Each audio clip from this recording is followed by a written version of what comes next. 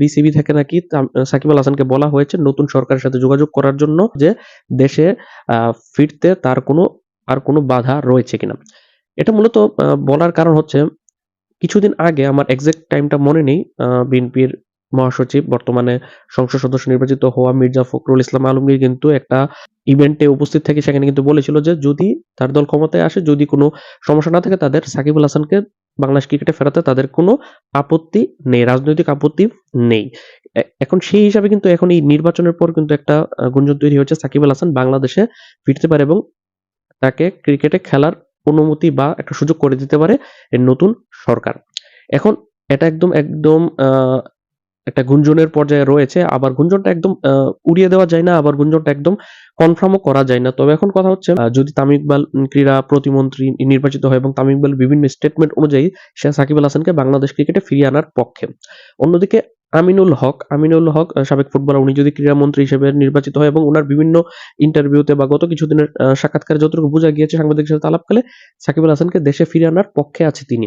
এমনকি যেহেতু বিএনপির মহাসচিব মির্জা ফখরুল ইসলাম আলমগীর বা বর্তমান নতুন সংসদ সদস্য, উনি যদি উনার বক্তব্যকে যদি আমরা প্রাধান্য দিই তাহলে কিন্তু উনিও সাকিব আল হাসানকে দেশে ফেরানোর পক্ষে। অন্যদিকে আলী আসগর লবি 2001 থেকে 2006 সালে ছিলেন বিসিবির সাবেক সভাপতি এবং উনার সময় কিন্তু সাকিব আল হাসানের আন্তর্জাতিক ক্রিকেটে কিন্তু অভিষেক হয়েছিল। সেই হিসাবে উনারও একটা বাধা থাকার কথা না সাকিব আলকে ফিরিয়ে আনার ক্ষেত্রে।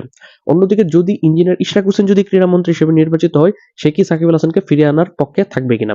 যদিও এই বিসিবিকে নিয়ে উনি নাখোশ, কিন্তু সাকিব আল হাসানের দেশে ফেরা না ফেরা নিয়ে কিন্তু তার ওই ধরনের কোনো স্টেটমেন্ট নেই যে সাকিব আল হাসান দেশে আসতে পারবে না। সেই হিসেবে বিএনপি সংশ্লিষ্ট ৩ জন যে নেতা রয়েছে, ইশরাক হোসেন, আমিনুল হক এবং আলী আসগর লবি, তাদের মধ্যে থেকে কোনো বাধা নেই যেই ক্রীড়ামন্ত্রী হোক না কেন সাকিব আল হাসানের দেশে ফেরানোর ক্ষেত্রে। অন্যদিকে তামিম ইকবাল বিএনপির কোনো পদে নেই, কিন্তু উনার সবসময় কিন্তু একটা বলা হয় যে উনি বিএনপির সাথে সংশ্লিষ্ট, উনি বিএনপি সমর্থন করে।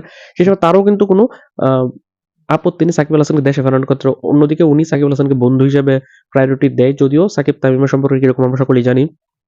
কিন্তু তামিম ইকবাল বরাবরই সাকিবকে দেশে ফিরিয়ে আনার পক্ষে। সেই হিসাবে সাকিব আল হাসানের কিন্তু দেশে ফেরার একটা সম্ভাবনা তৈরি হয়েছে, কারণ এই 4 জন যেই ক্রীড়ামন্ত্রী হোক না কেন তাদের পক্ষ থেকে কোনো বাধা আসবে বলে মনে হচ্ছে না। এখন বাকিটা সাকিব আল হাসানের উপর যেই মামলাগুলো রয়েছে সেই মামলাগুলোর কিভাবে সেগুলো নিষ্পত্তি হবে, কারা এবং তার সিকিউরিটি কিভাবে এনশিওর করবে সেটা এখন সময়ই বলে দেবে।